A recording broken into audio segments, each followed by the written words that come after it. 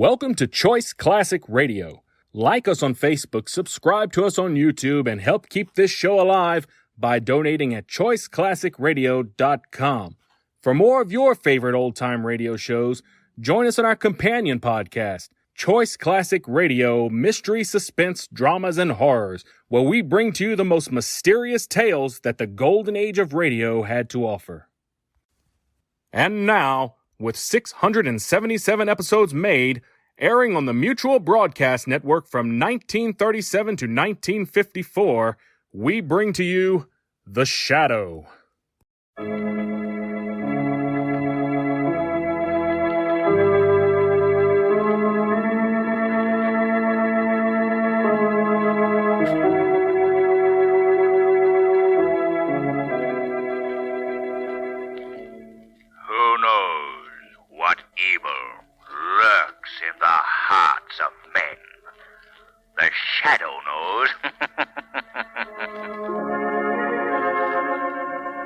The thrilling adventures of the Shadow are on the air, brought to you each week by the Blue Coal Dealers of America. These dramatizations are designed to demonstrate forcibly to old and young alike that crime does not pay. Before the Shadow begins today's adventure, here's a suggestion to householders. If you haven't been satisfied with the kind of heat and home comfort you've been getting this winter, now's the time to try a ton of Blue Coal. Yes, there are still plenty of chilly days and cool nights ahead. So now is your chance to see how steadily and evenly Blue Coal burns, how healthful and comfortable it keeps your home during this changeable weather. Order a supply of Blue Coal from your neighborhood dealer tomorrow. The Shadow, mysterious character who aids the forces of law and order, is in reality Lamont Cranston, wealthy young man about town. As the Shadow, Cranston is gifted with hypnotic power to cloud men's minds so that they cannot see him. Cranston's friend and companion, the lovely Margot Lane, is the only person who knows to whom the voice of the invisible Shadow belongs. Today's drama, one of the Shadow's most thrilling adventures, Murder from the Grave.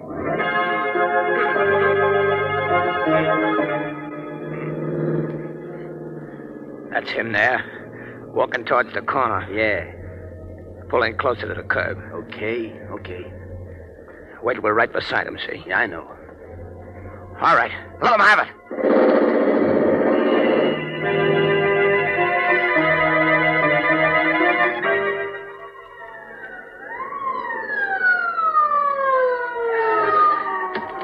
Right over here, Doc. All right. Well, here he is, what there is left of him. Yeah. They did a pretty complete job, officer. Yeah, he must have stopped every slug they threw at him. He's still breathing, though, and I don't know why. Well, we better get him to the hospital at once. Here, give me a hand with him, will you? Okay, but it looks to me like a waste of time. Well, what's the story, Doc? DOA, officer. Dead on arrival. Yeah, I figured that. Well, better make out a report.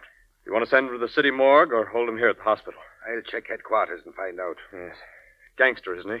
Might say so. Do you recognize him at all? Well, now, how can I answer that? The guy ain't got hardly no face left, has he? Good evening, Dr. Henry. Oh, hello, Dr. Metzger. What brings you down here to the receiving room? Just keeping in touch with the activities of the hospital. Well, what have you there? A gang shooting, Doctor. He seems to be well perforated. Yes.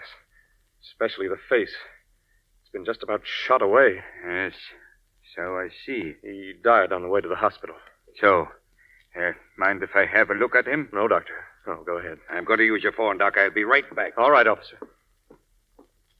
Dr. Henry, Yes? did I understand you to say that you have pronounced this man dead? Why, yes, Doctor.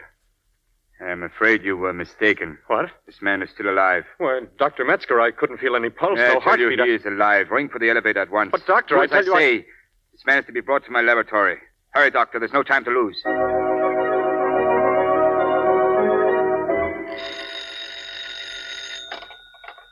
Dr. Henry speaking. Hello, this is Dr. Metzger. Oh, yes, Doctor. That patient, man who was brought to my laboratory, is alive and can be saved. Why, that's unbelievable, Doctor. Nevertheless, it is true. But what about his face? His face has been shot away, Doctor. I intend to give him a new face. Now, listen to me, Dr. Henry.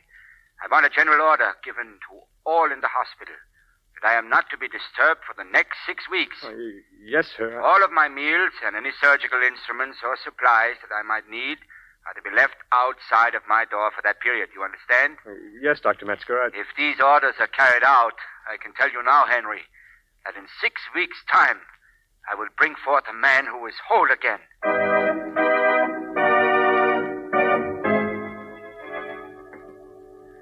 Doggone it, Jack. I just can't help it. Old man curiosity is getting the better of him. And you've got to find out what goes on in Metzger's laboratory. Is that it? Yes. He's been in there almost 6 weeks now, Jack. Imagine almost 6 weeks without telling anyone how his experiment is progressing. Say, does anyone even know if the patient is still alive? Yes, we do know that much. Metzger sent word to that effect to Doc Hawkins yesterday. Look, Sherlock, how do you plan to get into the laboratory? Well, when Metzger opens the door for this tray of food, I'll just walk in with him, that's all. Good luck. Yes, I'll need it. Knock on the door for me, will you? Sure. Who is there? Your food tray, Dr. Metzger. Oh, thank you. Where do you want me to put... One moment. You believe the tray with me, Dr. Henry? I was just going to You put... were just going to try to gain entrance to my laboratory. I'm aware of your intense curiosity, Henry. A curiosity that is shared by everyone else in this hospital. Well, you can tell them all for me that my experiment is nearing completion. Very well, Doctor. If they wish, they may come here to my laboratory tomorrow at noon. And I shall reveal to them my finished product. I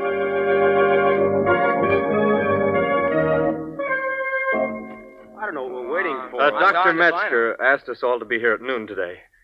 It's now 1:15. I, for one, see no reason for waiting around any longer. You're right, Henry. Oh, what'll we do? Well, we'll let him know we're here. Dr. Metzger. Dr. Metzger. Why doesn't he answer? Well, there's only one way to find that out, and that's by trying to get in. The door isn't locked.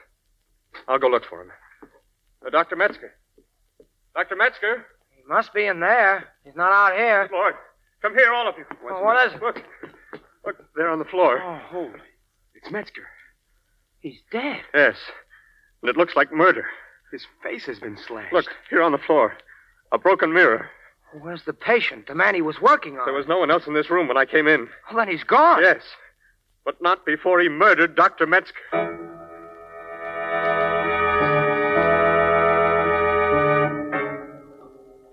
And since that time, Lamont, the police have learned nothing. Well, that's understandable, Dr. Hawkins. They really have nothing to work on. You have no idea what this Mr. X looks like, have you, Dr. Hawkins? No, we haven't, Margot. Dr. Metzger did a plastic job on his face, changed it completely. That's all we know. Well, it's been 24 hours since the killing. The man has had ample time to get away and cover up his tracks. Yes.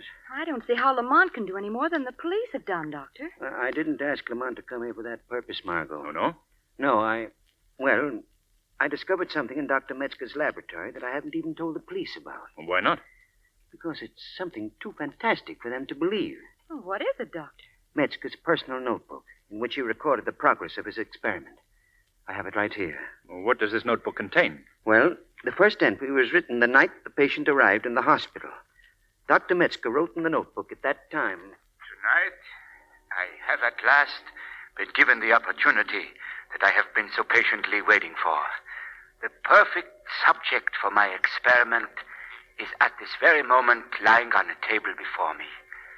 I have given him the first injection of the solution. The reaction was most successful.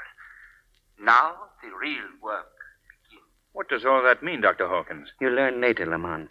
Just as I learned as I read further into the notes. The next entry of any importance came a week later. At that time, the doctor wrote, Everything is progressing satisfactorily. Today, the patient has sufficient strength for me to begin the plastic work. I have found that best results can be obtained by giving injections of the solution every 24 hours. This is most important. Any period of time beyond this is dangerous. Well, what is the solution that he keeps talking about? I'm coming to that, Margot. I'll skip over the entries that follow. They deal mainly with a growing conflict between the patient and Metzger.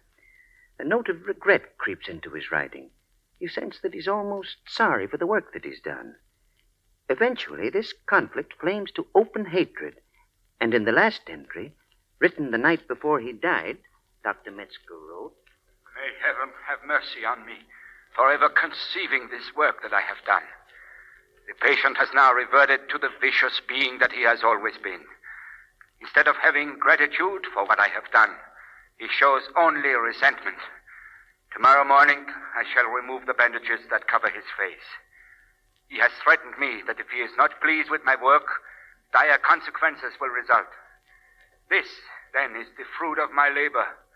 This is the price I pay for my great discovery.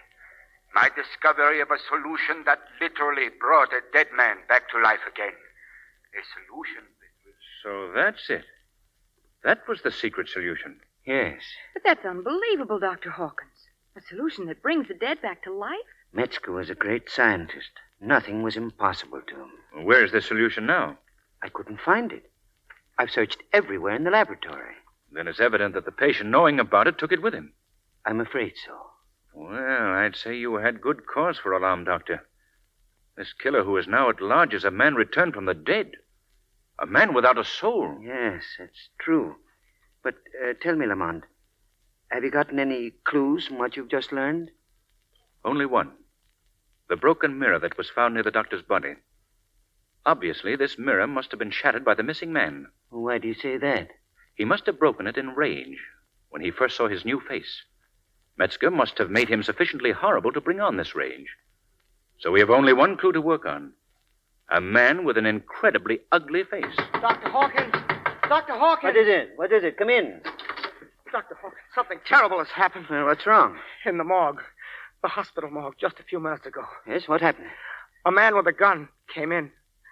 Forced me to take one of the bodies. A dead body out to a car. What?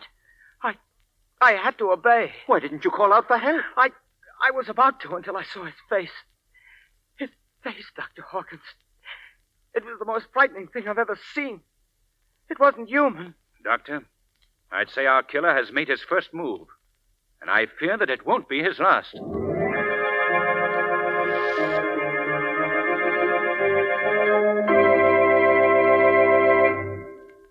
While we're waiting for the curtain to rise in Act 2 of Murder from the Grave, I want to ask you something. When the summer months come, what are you going to do for a supply of hot water? Would you be able to have all the hot water you want, when you want it? And will it be available at a cost within your budget?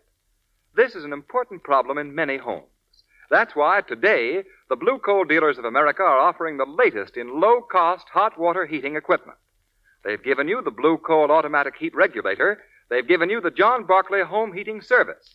And now, in 1941, the same Blue Coal dealers bring you the equipment that provides all the low-cost hot water you want.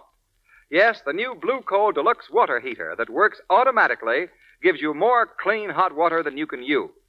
Think of it. Now, at last, you can have an abundant supply of clean hot water heated at just the right temperature and whenever you want it, all summer long. Phone your neighborhood dealer tomorrow and ask him about this new Blue Coal Deluxe Water Heater. Remember, it will pay for itself in savings over the usual cost of summer hot water. And remember, too, when it comes to keeping your home warm and comfortable, there's no other fuel like Blue Coal. Give your dealer a call in the morning. His name is listed in the Where to Buy It section of your classified telephone directory under the words Blue Coal. Now, Act 2 of Murder from the Grave.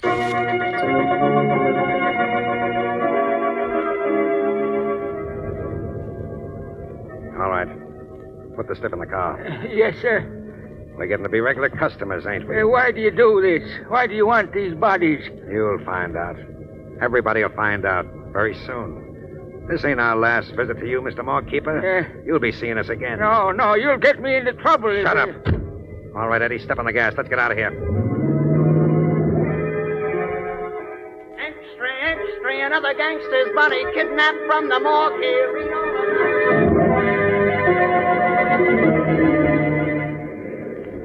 That particular pendant will cost you $2,000. Oh, I There we see. are. Both of you. This is a stick-up. What do you want with us? We can't get away with this. No. Just watch us. Grab them rings, Eddie. Right. Phil, take that tray of bracelets. Okay. That's all we need here. Wait a minute, boys. Before we blow, we ought to let the folks have a look at us for purposes of identification. Take off your mask, boys. Oh, no, they're not human. Oh, how horrible. We ain't very pretty, are we? Well, nobody is. Once they've been dead.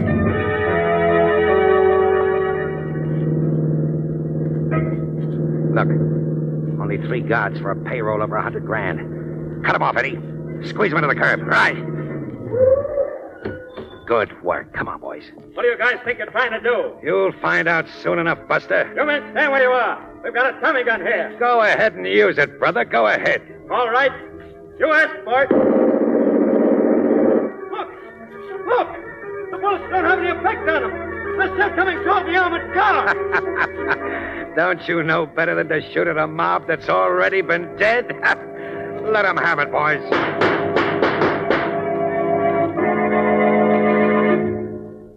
Margot, the entire city has been terrorized by this mob of, well, ghouls. That's all you can call them.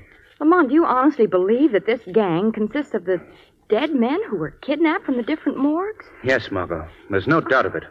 They've been sustained by Dr. Metzger's life-giving solution. Oh, how horrible. And so far, no one has been able to learn just where this gang is hiding out. Well, what can be done, Lamont? Well, one of the mob was captured by the police this afternoon. They've got him in the city jail. Did he reveal anything? No, he refused to talk. That is, to the police. But I have an idea that I might be able to get something from him. I think I know what you mean, Lamont. I think you do. I'm paying a little visit to his cell as the Shadow.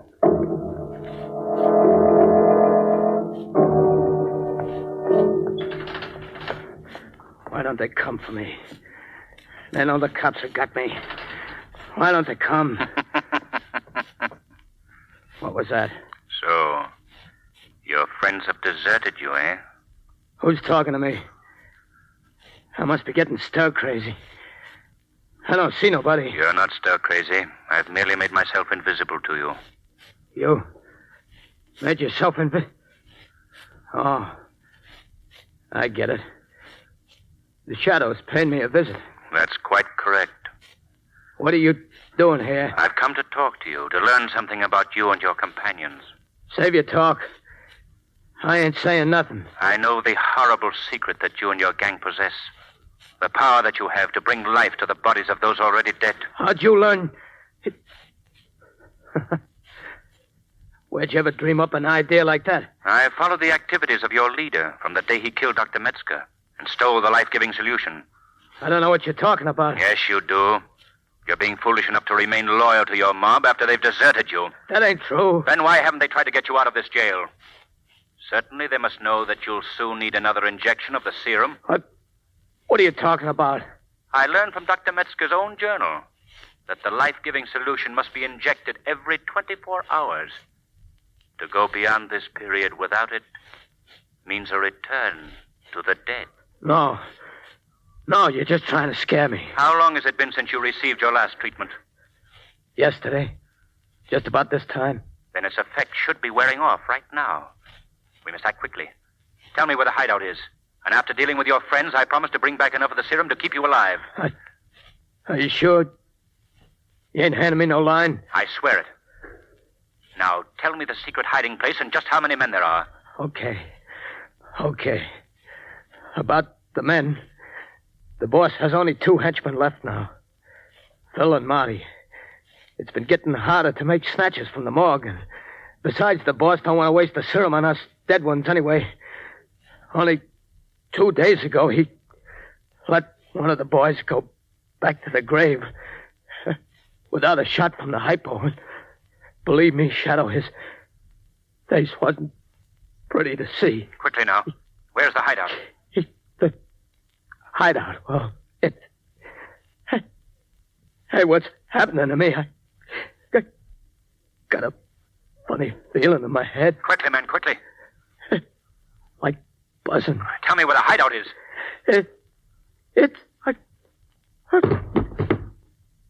How much better for them to have left you untouched after death had claimed you the first time.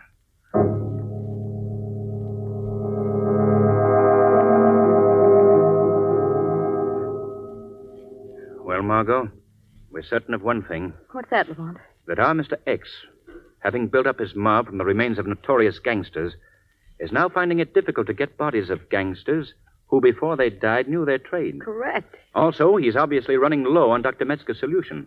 He's letting his lesser helpers die without giving them injections. Correct again. Well, then, here's my plan.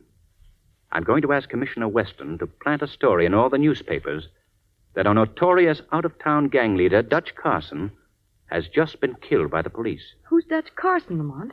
A Middle Western mobster who dropped out of sight about a year ago. Well, why are you doing all this? To attract the attention of Mr. X. Then I shall arrange with the commissioner to be taken to the city morgue and be placed on a slab as the body of the dead Dutch Carson. And unless I'm badly mistaken, Margot, within 24 hours, the 3 missing ghouls will be back in their graves, and this time for good.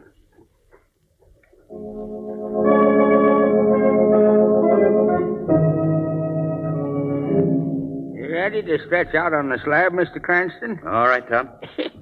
You know, you're the first live stiff I ever had in here. Well, I hope I remain that way. Yeah. And will you cover me over with a sheet, please? Yeah, sure. Hey, what's going to happen when these fellas find out you ain't a dead one, much less the missing Dutch Carson? Well, now, Tom, Huh? that's something I'd rather worry about when it happens, if you don't mind. And I'm here to tell you I wouldn't touch your job. Quiet. Huh? I hear footsteps outside the door. Yeah, somebody's there. Who are you? Take a look at me, Pop. That ought to answer your question. You come again, huh? Yeah, I told you I'd be paying you another visit. What do you want? I want the body of Dutch Carson. I got a job he's going to do for me.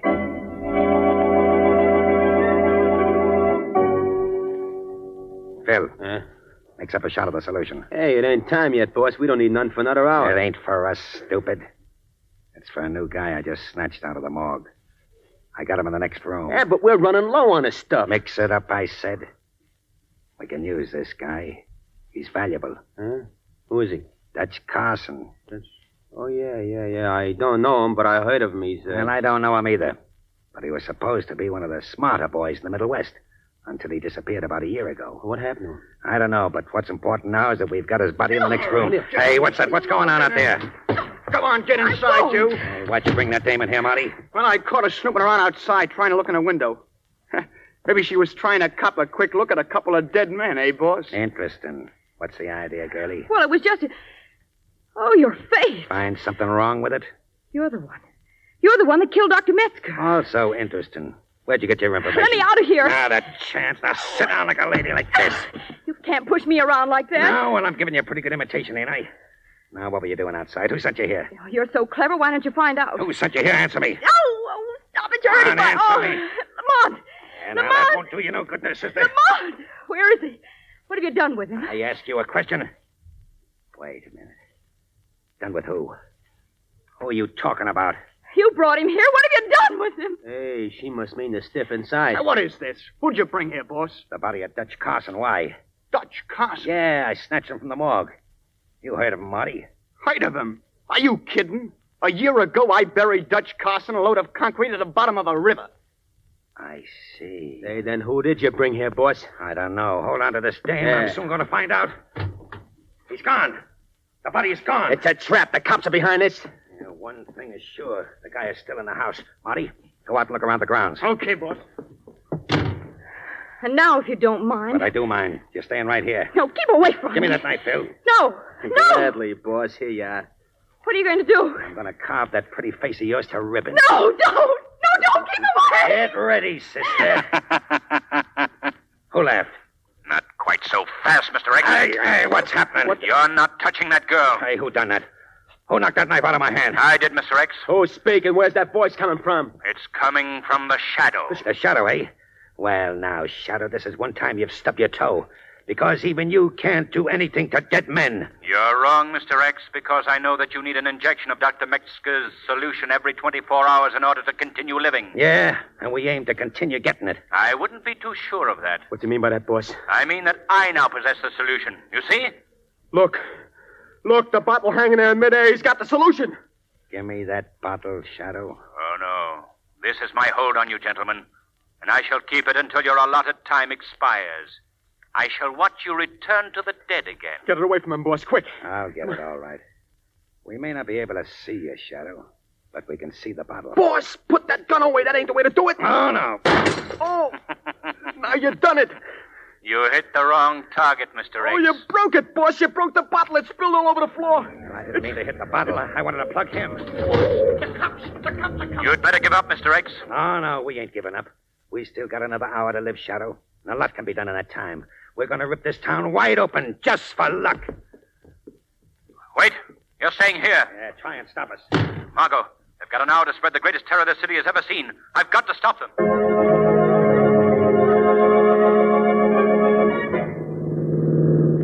We ain't got much time, boss. Looking back, Marty's gone already. Yeah, I know, Phil. Will we look as bad as that when we return to the dead? We'll never know. Besides, right now, we got a little fun ahead of us. Now, when we get to town, shoot and keep shooting at anybody who gets in our way. They're going to remember us when we get done, Phil. Okay, boss. Hey, watch your driving. This is a narrow bridge. You know, something's pulling the wheel. What? I can't straighten it out. You'll never straighten it out, Mr. X. Shadow! How did he get here? I've been with you since you left your hideout, gentlemen. Yeah, let go of the wheel, Shadow. So that you can carry on your campaign of ruthless killing? Oh, no. Hey, he's trying to steer us into the river. Where is he? He must be on the running board. Hey, let go, Shadow. Don't be a fool, Shadow. If we drown, you'll drown too. That's not as important as the lives of the innocent people you're planning to kill. Phil, I can't hold the wheel much longer. Stop the car! Stop the car! Too late! It's too late!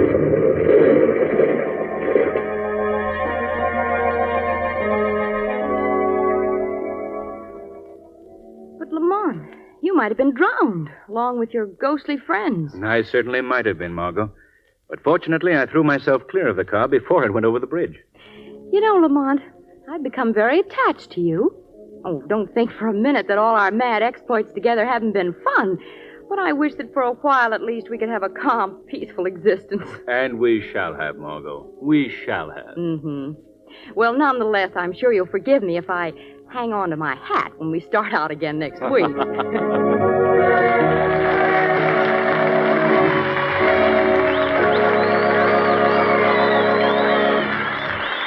In just a moment, the Shadow will tell you how a real-life criminal met his doom. But first, here's John Barclay, America's home heating expert. Mr. Barclay. Thank you, Ken Roberts, and good evening, friends. Well, now's the time to think about spring cleaning. And when you're cleaning the floors and woodwork, don't forget your heating plant needs cleaning, too. Take advantage of the John Barclay Blue Seal Summer Furnace Conditioning Service offered by the Blue Coal Dealers of America. This service is an exclusive Blue Coal Dealer feature.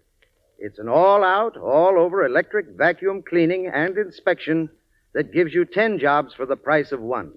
Here's what you get. First, all soot and dirt is completely removed from the inside of your furnace. Then, all leaks around the joints and doors are sealed. Gauges are checked and cleaned, dampers inspected and adjusted, and boilers drained and refilled if necessary. In short, all vital parts are checked and rechecked and put in tip-top working order. Plan now to have a John Barclay Blue Seal summer conditioning job done on your furnace this summer. A clean furnace will cut your heating costs, and you'll enjoy quick, comfortable heat all next winter. For further details, just phone your neighborhood Blue Coal dealer tomorrow. I thank you.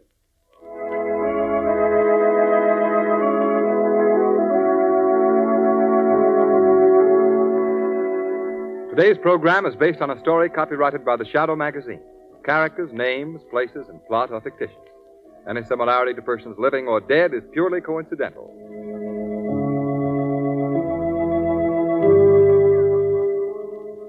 And now, fresh from the records of the New York General Sessions Court, we bring you conclusive proof that crime does not pay. New York City, December 13th, 1940. Stephen Fleming passes bad check in business deal. Crime, grand larceny in the second degree. New York City, April 1st, 1941. Stephen Fleming sentenced to serve 15 years to life in state's prison. The weed of crime bears bitter fruit. Crime does not pay. The Shadow knows. Next week, same time, same station, the Blue Coal Dealers of America bring you an adventure in which the Shadow risks life and limb in a daring battle against the forces of evil. So be sure to listen, and be sure to phone your friendly Blue Coal dealer for greater heating comfort at less cost. This is Ken Roberts saying, keep the home fires burning with Blue Coal. That concludes today's episode. We'd like to thank you and remind you to donate at choiceclassicradio.com. Remember, your donations make episodes like this possible.